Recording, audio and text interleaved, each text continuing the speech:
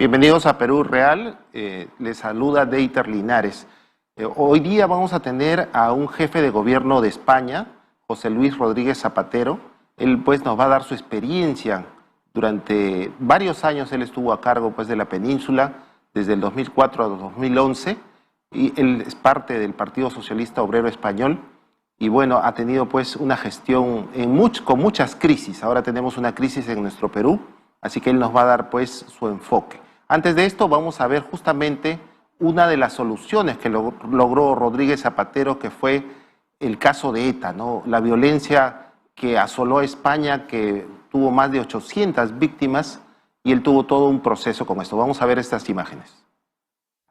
Consciente de la importancia trascendental del anuncio que ETA acaba de hacer público, quiero reafirmar hoy más que nunca mi confianza, la confianza de todos los españoles en la democracia, en la libertad y en España. Durante muchos años, durante demasiados años, hemos sufrido y combatido el terror. Lo hemos hecho hasta lograr que la razón democrática se abriera camino de un modo definitivo. Ello ha sido posible gracias a la determinación de acabar con la violencia mostrada por todos y cada uno de los sucesivos gobiernos democráticos y sus presidentes.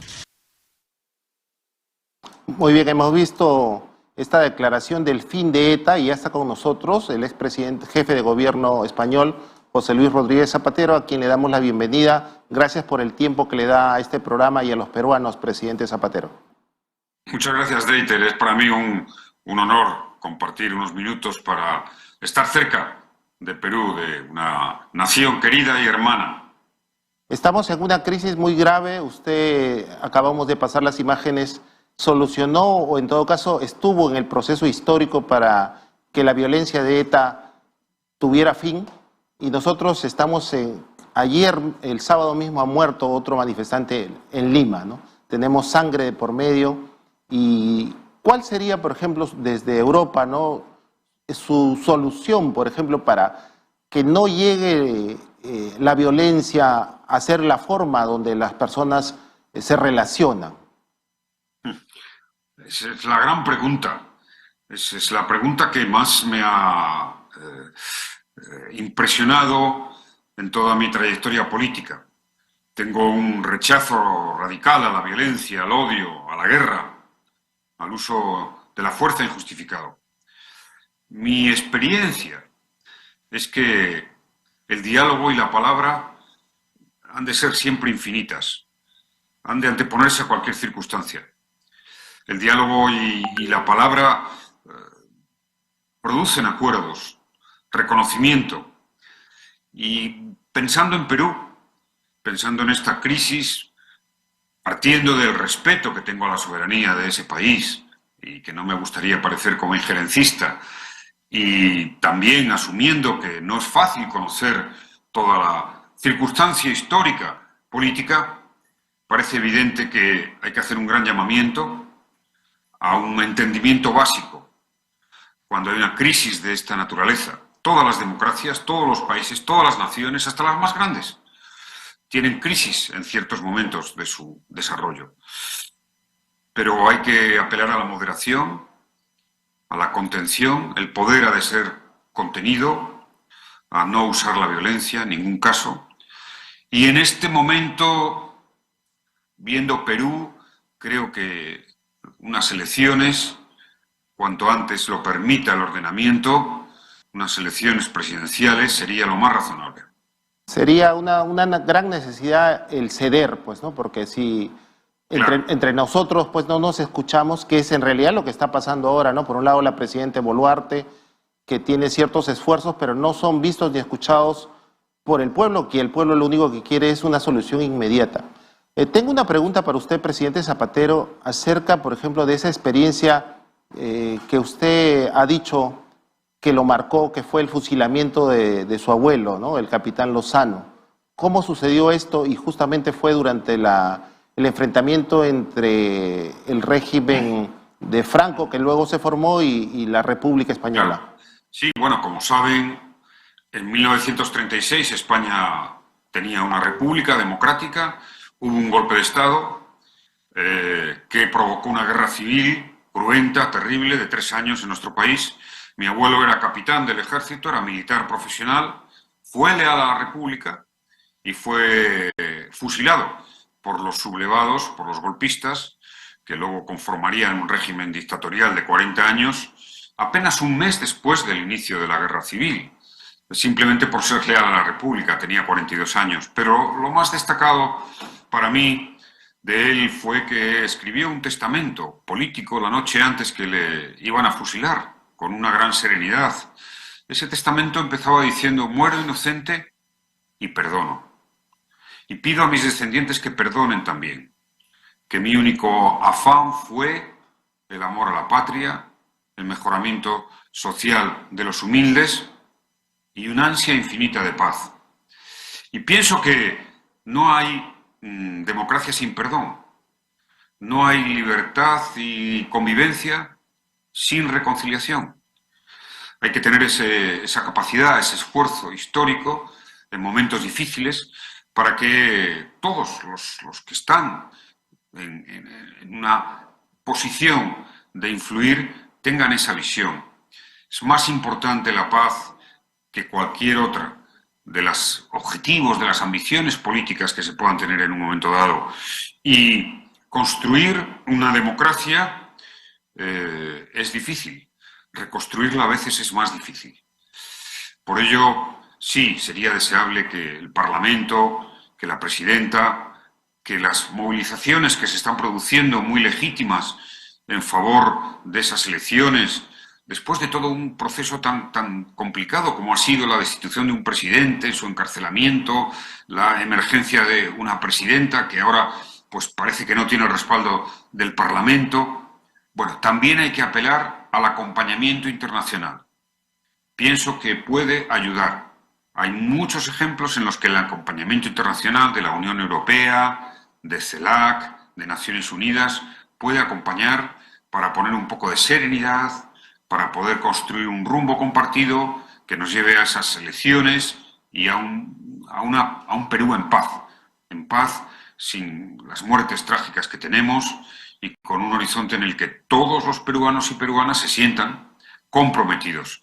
La tarea es difícil, muy difícil, pero le puedo asegurar que si se intenta con convicción, si la paz cuenta, si el perdón se siente, si el diálogo sobrevive, si la capacidad de entenderse se sobrepone a todo, se puede lograr. En España mismo estamos viendo que hay extremos, ¿no? Está Podemos, está Vox, pero son extremos que casi no se tocan, ¿no? Eso está pasando también aquí en Perú, donde, digamos, tenemos un Perú libre que es una extrema izquierda marxista o declaradamente marxista, y tenemos una derecha que es absolutamente irreconciliable. ¿Cómo se pueden juntar extremos tan distantes? Es el signo de nuestro tiempo, que ha habido una polarización. Las democracias tienen una cierta recesión, hay que asumirlo, porque la democracia es un sistema que convoca, que busca a la unidad, a los consensos, dentro del pluralismo y de las diferencias, por supuesto, pero tiene que haber unos consensos básicos, esenciales. Cuando esos consensos se resquebrajan, sufre mucho el sistema y sufre la ciudadanía. Usted, por ejemplo, cuando era presidente, ¿no?, del gobierno de España, ¿conversaba con sus adversarios? ¿Los podía ver? ¿Se podía tomar un café? ¿O cómo era el contacto? Sí, no. El contacto era bastante fluido. Aún en este tiempo, donde hay más confrontación, más polarización, el contacto sigue existiendo entre las fuerzas políticas. Es verdad que entre los extremos menos, pero digamos que los partidos más centrados, que son los dos grandes partidos, el PSOE y el PP, sí mantienen una cierta capacidad de diálogo, aunque en los últimos tiempos pues los síntomas también son de preocupación. Pero fíjese que no nos debe de extrañar. Es decir, para mí, mi análisis es que si la primera democracia del mundo, que es Estados Unidos, la primera como gran potencia, la primera porque prácticamente nació ahí buena parte de la interpretación de la democracia que tenemos, vive una división tan profunda que llegó a ver las imágenes que vimos hace 2 años en el Capitolio, donde una parte de la ciudadanía no asume, no acepta un resultado electoral. Creo que esto ha tenido una influencia en todo el mundo, se ha irradiado en todo el mundo, especialmente una parte de la derecha que se ha radicalizado con lo que ha sido el trumpismo. La buena noticia, ¿cuál es? Que el trumpismo y ahora su hijo predilecto, que era Bolsonaro, han perdido en las urnas. Y a pesar de lo que hemos visto en Brasil, la democracia es fuerte, es fuerte. Y en este momento en Perú pienso que hacer ese llamamiento a todos los sectores políticos y también el que la comunidad internacional se preocupe algo más por Perú y por su situación sería muy deseable. Usted ha mencionado el caso de Lula da Silva, ¿no? Que fue acusado de corrupción, pero el pueblo brasileño lo ha vuelto a poner como jefe de Estado. ¿Cuál es su relación con él? Tengo una buena relación, tengo una gran admiración por el presidente Lula. Diré de él 2 cosas. Siempre me pareció un hombre sencillo y, por tanto, siempre he pensado que era un hombre honesto. Nunca le vi tener el afán por la riqueza, por los bienes, por los lujos y, por tanto, pues no entendía lo que pasaba. Y 2, puedo decir que de mi conocimiento de líderes internacionales, de mi etapa como presidente, el presidente Lula ha sido el presidente que siempre he sentido más cercano a la lucha contra la pobreza, a la lucha en favor de los humildes. Además, desde un proyecto de amplio diálogo.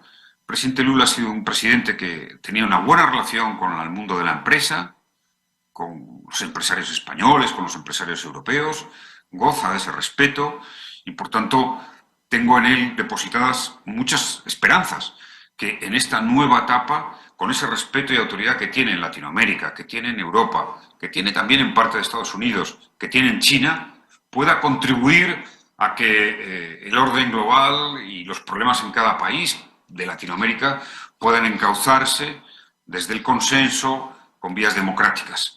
Tenemos que hacer un gran esfuerzo de apoyo al presidente Lula. Creo que es un referente en esa autoridad, como en su día lo fue el presidente Mújica, y que pueden contribuir decisivamente. De ahí que sería muy deseable que el presidente Lula también tuviera alguna acción o alguna iniciativa o que fuera reclamado desde Perú para intentar ver una salida que nos evite la pérdida de vidas humanas. Mire, mi experiencia como presidente es que la violencia, situaciones de conflicto, ya no digo guerras, pero a veces simplemente de violencia política, al final quedan en nada porque se reconstruyen las cosas. Y lo que queda, ¿sabe lo que queda? Familias destrozadas, vidas humanas perdidas. Fíjese, España, hasta el final de ETA, hace 11 años, vivió 2 siglos con violencia política. Pronunciamientos, insurrecciones, guerra civil, golpe de Estado, dictadura franquista, y luego tuvimos en democracia a ETA hasta hace poco más de 10 años. Son 2 siglos de violencia política. Perú también sabe de eso. Y luego cuando uno repasa, decir, bueno, ¿cómo se podía haber evitado, se podía haber construido? Se puede hacer. Hay que tener una gran convicción, hay que reclamar mucha ayuda y hay que tener un discurso moral, un discurso ético, en favor de la convivencia, en favor del perdón, insisto, no habría ninguna democracia ni ninguna convivencia sin perdón. Hay que saber perdonar, hay que saber entender y hay que saber respetarse. Finalmente, agradeciéndole su presencia con Perú Real y precisamente pues necesitamos ese tipo de experiencias como la suya. Cuando usted era presidente, que ha sido por muchos años, cuando tomaba esas decisiones muy extremas, tal vez retirar las tropas de Irak, ¿no? Las tropas españolas que estaban en Irak, ¿cuál era el papel de Dios en ese momento? ¿Usted en su día a día lo podía ver o solamente era una cosa al final del día o eran en esos momentos graves donde usted recurría, por ejemplo, a esa meditación personal de usted con Dios? Sí, digamos que en fin, no sé cuál sea la interpretación de Dios y el sentido con respeto a todos los creyentes, a los no creyentes, a los agnósticos. Fíjese, para mí la fuerza que me llevaba a tomar las decisiones más difíciles, que por cierto, no hay decisión que no produzca efectos positivos, que no sea valiente. Pero la condición más esencial, ¿sabe cuál es? La convicción. La convicción. Yo estaba convencido de la paz, estaba convencido de que era posible el fin de ETA, el fin de la violencia, estaba absolutamente convencido, determinado, lo deseaba por encima de cualquier otra cosa. No me importaba el riesgo, no me importaba el coste. A lo que yo le Además entiendo diré, es que usted estaba por un ideal, o sea, tenía ideales y convicciones una convicción, superiores.